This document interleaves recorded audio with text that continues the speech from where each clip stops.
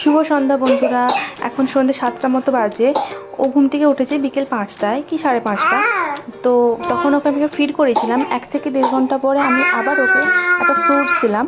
ও যেহেতু ফ্রুটস খেতে পছন্দ করে, আমি চেষ্টা করি দিনে 2 রকমের ফ্রুটস দেওয়ার ওকে। তো এখন এটা দিলাম বেদানা এর মধ্যে।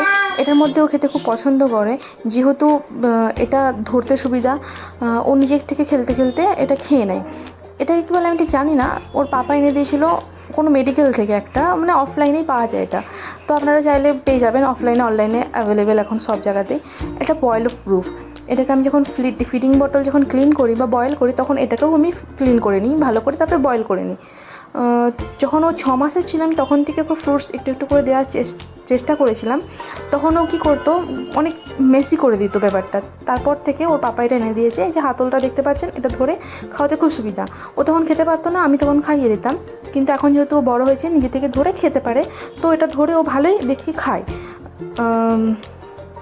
এটার মধ্যে এই যে প্লাস্টিক মতোটা নিচে দেওয়া আছে, এটা বয়েল করি না আমি, ওই শুধু সিলিকনের অংশটুকুই বয়েল করি, বাকিটা আমি ভালো করে ক্লেনজার দিয়ে ক্লিন করে নিই, বেবি ক্লেনজার দিয়ে। দেখেছেন কি সুন্দর খেয়ে নিয়েছে ও। ওর এখনও চাই, ও এখনও খাবে, আমার হাত থেকে ছাড়িয়ে নিচ্ছে খাওয়ার জন্য। আর ওকে আমি একটা বিপ পরিয়ে দিয়েছি, নাহলে ও পুরো জামায় লাগাতো ব্যাপারটা। জানেনই তো বেদানার রস খুবই মানে দাগ রয়েই যায় জামাতে, ছাড়তেই যায় না। সেজন্য আমি এটা পরিয়ে দিয়েছি। এখন নিজে নিজে খাক।